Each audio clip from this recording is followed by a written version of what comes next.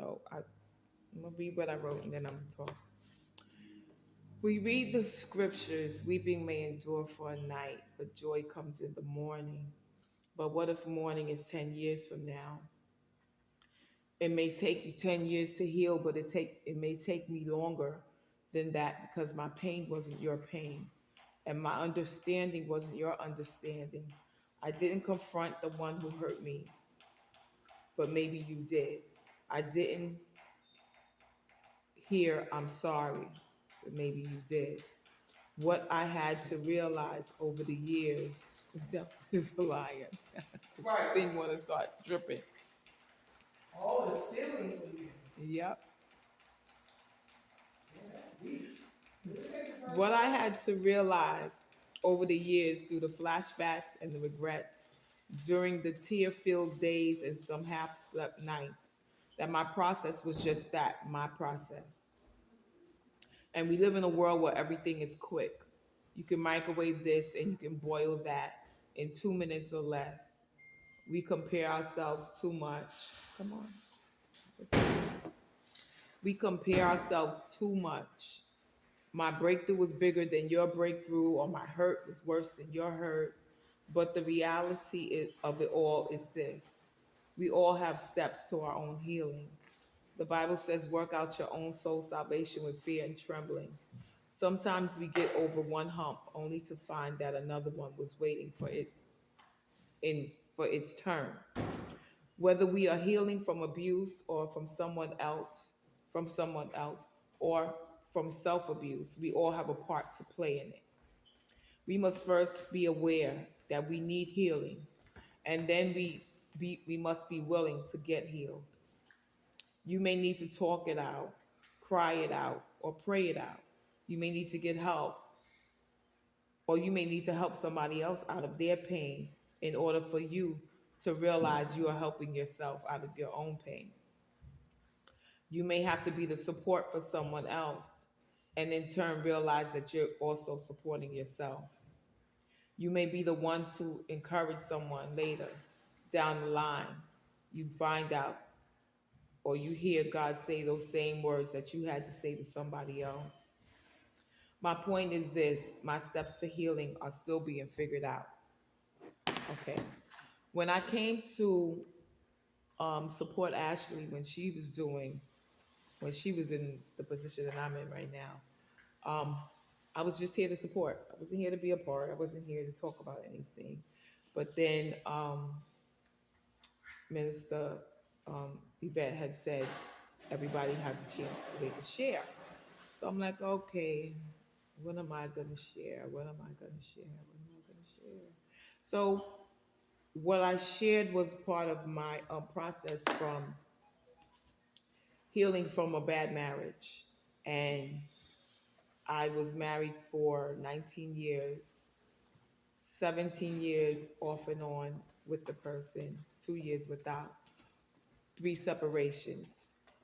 Within my first year of marriage, my husband had decided he wanted to go do crack.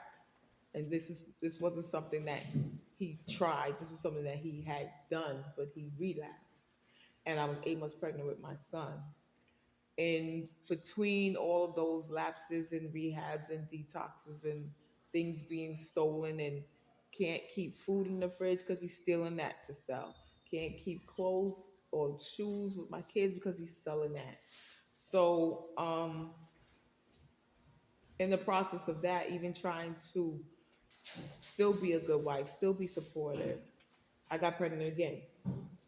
3 months later, I'm after my son is born, I'm pregnant with Erica. And they're 12 months and 2 days apart. And she's a blessing. She never had any symptoms of being a crack baby or anything like that. That's because I wasn't the one that was doing the crack. But over the course of those years, it was in and out of rehab, in and out of rehab. And then when he wasn't doing the crack, he was doing weed. If he wasn't doing weed, he was drinking and smoking cigarettes. There was never one single year that I could say I had a blessed year of marriage. So it was more like I was married, but I was single. I was a single mom. I had to be the one to make sure ends meet. I was the one whose name was on all the bills, whose name was on the lease. I was the head of the household, although I had a body there who was supposed to be the head of the household. He wasn't the head of the household. And then even when he stopped doing the drugs enough to get a job, he still wasn't the head of the household. He had the selfish antics that come with I'm recovered now, you should be happy. Yeah, that didn't go over too well. So then even with that, um, in between the missions of being an addict, in between the entitlement phase of him thinking I was supposed to kiss the ground he walked on because he wasn't getting high anymore, it became physical because I wasn't going to stand for the abuse anymore. When he couldn't get what he wanted, then the physical will come. So 17 years off and on with that. 17 years off and on with separations, with um, verbal abuse, mental abuse, um, financial abuse. And now speaking about my healing process, after 17 years, the only reason I quit the marriage was because my daughter was at the point where she was on the verge of a nervous breakdown. So kids come first. So now it's time for you to go. You hurt me, that's one thing. You hurt my children, that's a totally different story. So separated and I didn't go back. So then 2 years later, got divorced because there was no change taking place in his life. Fast forward, October 21st will be 12 years divorce. So steps to the healing process. What actually was my healing process? Was I supposed to forgive and forget? Was I supposed to um, wait and see if he was gonna become that better person that he needed to be so there could be reconciliation?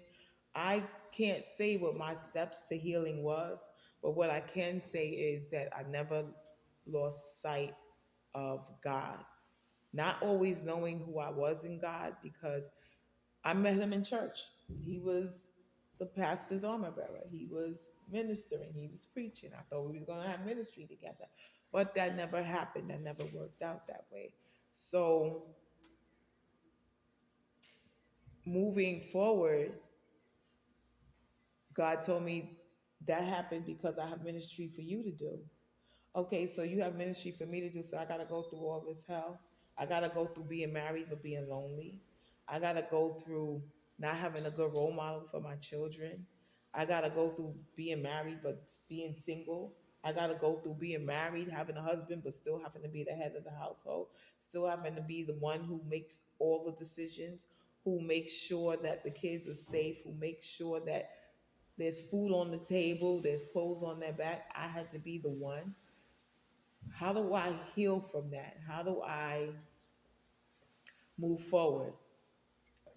Relationship after relationship after relationship after relationship. Some a few of them were good. I had some marriage proposals, but after being in such a tumultuous relationship, I'm not gonna settle. So maybe that was one of the parts of my healing process, knowing my worth. I'm not going to settle for words. I need actions behind the words. I'm not going to settle for halfway there in God because I need you all the way there in God. I need someone who can pray for me the same way I pray for you, who can fast for me, who can pray at a moment's notice. If I gotta prod you, if I gotta coddle you, if I gotta coax you into something, then you're not helping me, and my healing process is still yet stagnated. And then on top of that, after getting out of the marriage, then I'm in a church. I'm in a church where um, I have gifts, and they recognize me as a prayer warrior, and people have gotten prayer and they've gotten healed or they've gotten answers to their prayers, but their downtime and their playtime life is not what seems to be suitable for a child of God in my sight. So something happened, and um, it was a messy situation where something got revealed, and instead of the person being told to apologize, they decided to cover it up with words and try to talk their way around what the situation was instead of just facing it dead on and saying, I'm sorry, that shouldn't have happened. It shouldn't have happened where it happened, and I'll have them apologize to you. Never happened. And on top of me being the one to reveal it, I was shunned. I was preached on. I was talked about, um, made fun of over the pulpit, um, little things done to make me feel like I was left out, um, schemes to try to get nobody to be my friend, finding out that people who I thought my friend were talking about me. So not only am I trying to heal, thinking I'm healed from the process of the marriage, now I got to heal from church hurt. And preachers always say, well, there's no such thing as church hurt. When you go to work, do you call it work hurt?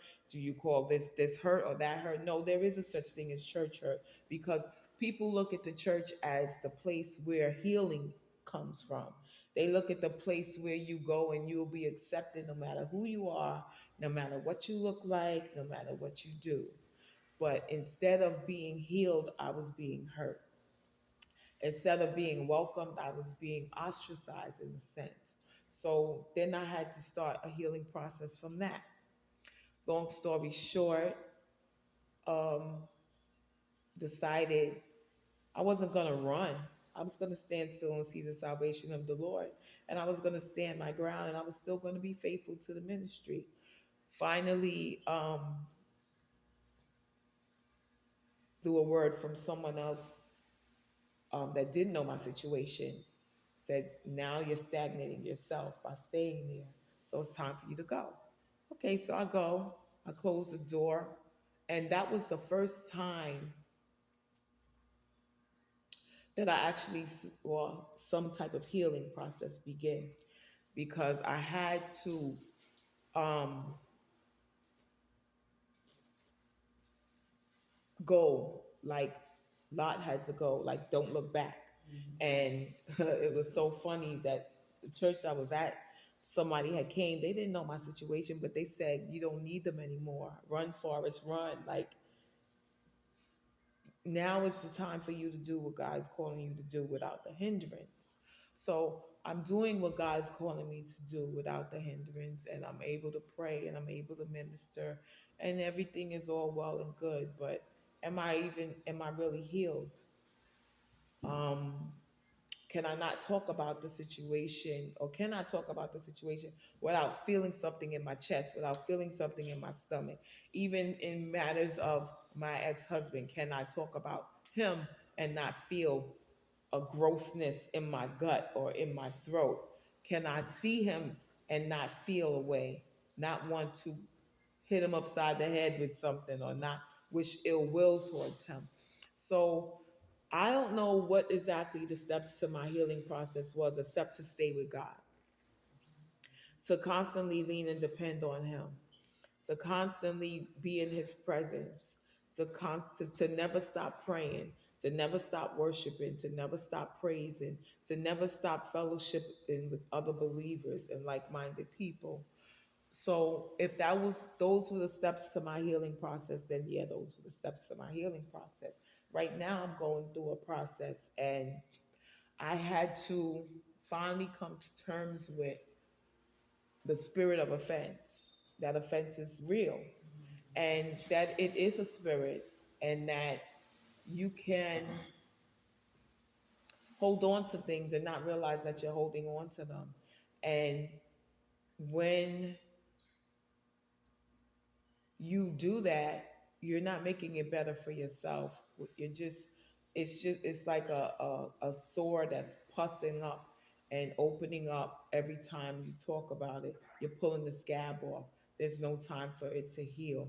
And then you pull a scab off to the extent where it's not going to be scab. Now it's getting all white skinned and pussy and nasty.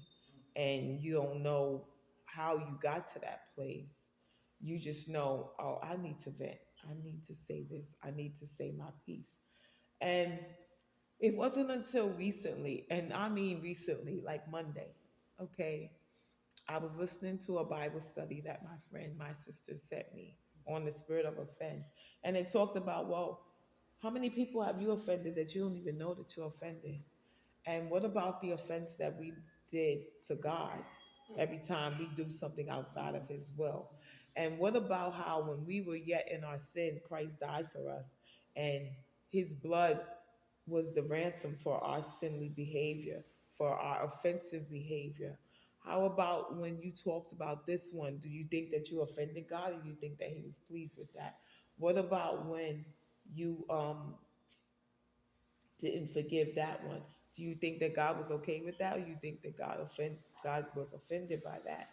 It wasn't until I renounced offense, I renounced rejection, I renounced pride, and these are all things that everybody struggles with at some point in their life, because we want to be right. We want to feel like you did me an injustice and you need to pay for your crimes against me. You hurt me and I need to see you fall. I need you to see you get embarrassed. I need to see you fall flat on your face. I need to see you hurt and feel the same pain that I'm feeling. I need to see some type of retribution. And although the word says, "Vengeance is mine, saith the Lord, I will repay," we can't sit back and say, "Yeah, I can't wait till they get theirs. Yeah, God, do it. Get them, get them, get them." That's not healing. You can't heal like that.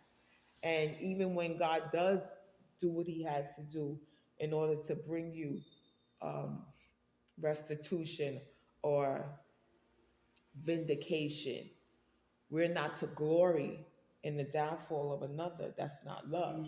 We still have to walk in 1 Corinthians 13 type of love. We can't rejoice in someone's downfall. We can't be quick to want to see someone miss the mark. We have to remember, even as children of God, I'm speaking as a child of God, not as just a regular person who doesn't know God. We have to walk in healing in a different mindset, in a different way, because we answer to a higher power. We answer to God. We don't answer to man. So if your child is disrespectful, if your pastor is not treating you right, if your husband got on your nerves, if your coworker is annoying, we got to remember not to offend God.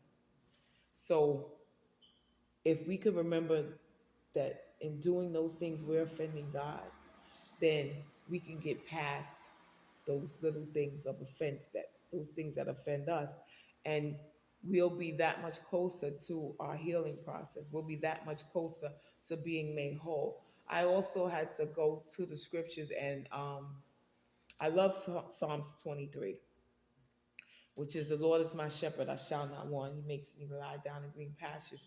He leads me beside the still waters. He restores my soul." But I was listening to Tiffany Montgomery one time, and she talked about restoring your soul. And sometimes, in no, not sometimes, all the time, this basic part of life, our soul is fragmented. It's fragmented because we put our heart and soul into many things that we do in life. We put our heart and soul into our job. We put our heart and soul into raising our children. We put our heart and soul into ministry. We put our heart and soul into just getting up in the morning and getting ready for work or school or wherever it is that we have to face that day. We put our heart and soul in it. And sometimes we lose a piece of that soul because we put so much into one thing, or we put so much into one person, and we see no reciprocation. We see no fruits of our labor. So she was saying, when you pray, "Lord, restore all the fragmented pieces of my soul." all the pieces of my soul that are out there somewhere, even whether it be from soul ties or whether it be from just what you poured out in the course of a day, in the course of ministering to somebody. Our souls become fragmented. So now when I say the Lord is my shepherd, I shall not want.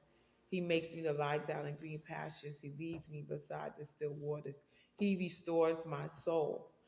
Now it's like, okay, let me break down Psalms 23. What does it really stand for? What does it really mean? What are the still waters? Because in your steps to healing, you need peace of mind. And you're not going to have peace of mind if you keep rehearsing the thing that hurt you, if you keep rehearsing the offense that was done to you, if you keep rehearsing those things in your life that don't measure up, that don't add up. Sometimes we're harder on ourselves than anybody else. So, Lord, lead me beside the still waters, restore my peace. And there's a scripture that I always say when I pray, be anxious for nothing, but in everything let your prayers and your requests be made known unto God with thanksgiving. And the peace that surpasses all understanding will guard your hearts and your minds through Christ Jesus. But what happens when I'm anxious, when I'm really giving it to God, I'm talking to God about it, but I'm still anxious. I'm still trying to figure out how you gonna figure it out, how you gonna work out to figure out how you gonna fix this. So am I receiving God's peace or am I holding on to the anxiety? There's a lot of things, there's a lot of levels in healing that we have to go through, that we have to research for ourselves. And I would say one of the major steps to healing is finding your own pace. That's my time. Healing doesn't come overnight. It may come in 2 months, it may come in 2 days, it may come in 2 years, it may come in over the course of your lifetime. But however long it takes, however many doors you have to go through to get your healing, to allow yourself to be made whole, open the door of understanding and open the door of forgiveness and open the door to letting things go and to letting things go out the door so that when God closes the door on those areas in your life where you need healing, you can allow it to close. You can allow the scab to heal properly. So now you look back on it like I have marks on my arms and I have, they all have memories. Every mark on our body has a memory. And some of them are fading, like really fading into my skin color. So it's like, I know she did this to me when I was a little kid. She hit me with that thing and it left a mark, but I can't hardly see the mark. So we got to keep going back and looking for the mark. We got to stop going back and looking for the scar. If God healed us from that, then we got to try to do our best to stay healed. I'm done. Thank you for sharing.